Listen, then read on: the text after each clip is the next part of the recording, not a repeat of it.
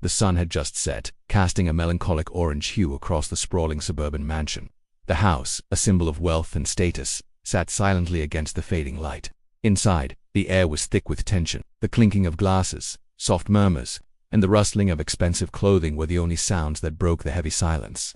But beneath the veneer of affluence, something was slowly unraveling. A story of betrayal, manipulation, and jealousy was about to unfold. At the heart of it all was Laura, the wife of the wealthy businessman Charles. She moved gracefully through the house, her presence commanding attention without words.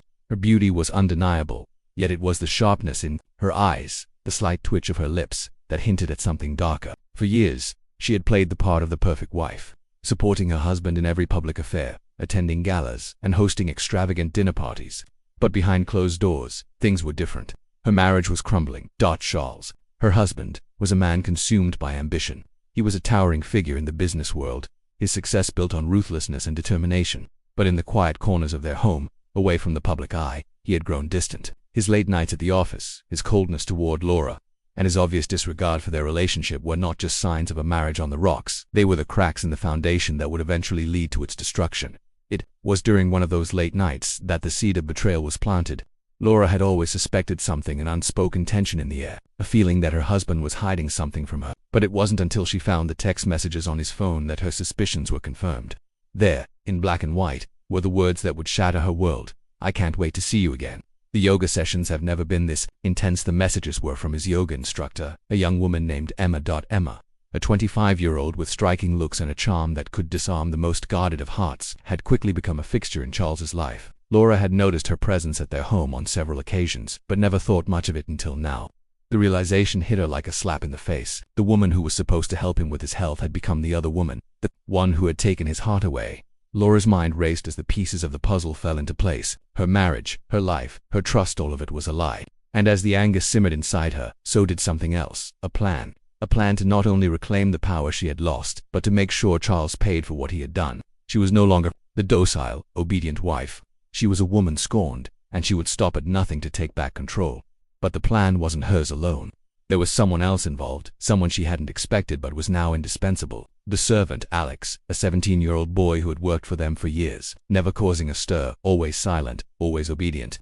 Laura had never paid much attention to him, but now, as her mind turned darker, she realized that Alex was her only ally in this mission. He had witnessed the slow decline of her marriage, the subtle shift in Charles's behavior, and now he was complicit in her resolve. Laura's instructions to Alex were simple: help her carry out the plan, and in return she would ensure his future was secure. Alex, with his quiet nature and sense of loyalty, had no choice but to agree. He had always felt the tension in the house, the unease between the married couple, but never in his wildest dreams had he imagined it would come to this. Yet, here he was, part of something far darker than he had ever imagined. The night was set. Charles was coming home late, as he always did, and Emma was supposed to be waiting for him at the house. Laura had already arranged for them to be alone, and she knew that when the time came, she would make her move. The plan was simple: confront Charles, expose his infidelity, and take control of the situation. But things would not go as planned. Not at all. As the night unfolded, the tension reached a breaking point. Laura and Alex waited in the shadows, listening to the distant sounds of Charles entering the house. The moment of truth had arrived, but when Charles saw the rage in his wife's eyes, something in him snapped. The confrontation spiraled into chaos. Words were exchanged, accusations were hurled, and emotions ran high. But it wasn't the words that mattered in the end. It was the violent act that followed in a fit of uncontrollable rage. Charles lunged at Laura, his hands gripping her throat. But before he could do any real damage, Alex intervened, his own emotions clouding his judgment. What happened next was a blur of desperation, fear, and rage. In the end, it was Charles who lay lifeless on the floor, the result of a desperate struggle between the three of them. But even in the aftermath, things didn't go as expected. Laura and Alex stood over the body, the gravity of what had just happened sinking in. There was no turning back now. The act of violence had already been committed, and they were both trapped in the web of their own making. The question wasn't about whether they would get away with it. It was whether they could live with it. As they looked at the body of the man who had betrayed her, Laura couldn't help but feel a strange sense of emptiness. She had taken back control, but at what cost? She had won, but in doing so she had lost something far more precious: her innocence, her humanity, and perhaps her soul. The blood on her hands was more than just physical. It was symbolic of the destruction of everything she had once known.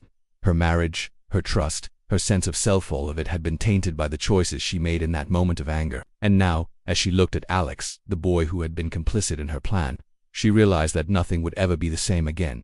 They had crossed a line that could never be uncrossed. And as the sirens of the approaching police car grew louder, Laura understood the true cost of her revenge. It wasn't just her marriage or her trust, it was her very soul that had been lost in the aftermath of her decision. In the end, justice would be served, but it would not bring her peace.